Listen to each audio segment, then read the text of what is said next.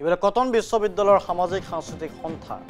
সুৰতীৰ্থৰ 50 বছৰ আৰু সুৰতীৰ্থৰ সোণালী জয়ন্তী বৰ্ষ উপলক্ষে কটনত বিশেষ আয়োজন 30 মাৰ্চৰ পৰা আৰম্ভ হ'ব সুৰতীৰ্থৰ সোণালী জয়ন্তীৰ অনুষ্ঠান অসমীয়া আধুনিক গীতৰ পৰিক্ৰমা শীৰ্ষক বিষয়ক লৈ এই আলোচনা চক্ৰৰে আৰম্ভ হ'ব সুৰতীৰ্থৰ সোণালী জয়ন্তী অনুষ্ঠানত প্ৰয়াত শিল্পী লক্ষহীৰা দাসলৈ মৰণোত্তৰভাৱে জীৱনজোৰা সাধনা বঁটা প্ৰদান কৰা হ'ব কটন বিশ্ববিদ্যালয়ৰ কলাগুৰু বিশ্বপ্ৰভা প্ৰেক্ষাগৃহত হ'ব সোণালী জয়ন্তীৰ অনুষ্ঠান আমাৰ ফালৰ পৰা একেবাৰে প্ৰায় সম্পূৰ্ণ বুলিয়ে ক'ব পাৰোঁ আমাৰ এই অনুষ্ঠানটো 30 তাৰিখে হ'ব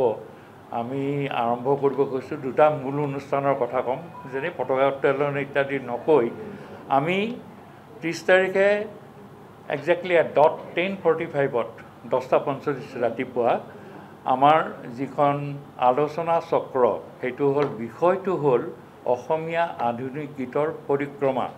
সেই আলোচনা চক্ৰ 10:45 10:45 উদ্বোধন কৰিব কটন বিশ্ববিদ্যালয়ৰ উপাচাৰ্য ডক্টৰ ৰমেশ চন্দ্ৰ ডেকাই আৰু তাৰপিছত আমাৰ এই গোটেইখন সঞ্চালন কৰিব ডক্টৰ অমৰজ্যোতি চৌধুৰীয়ে আৰু তাত সমল ব্যক্তি হিচাপে দুজনে থাকিব এজন হ'ল ডক্টৰ অনিল শইকীয়া আৰু বাকীজন হ'ল ডক্টৰ ময়ূৰ বৰা আৰু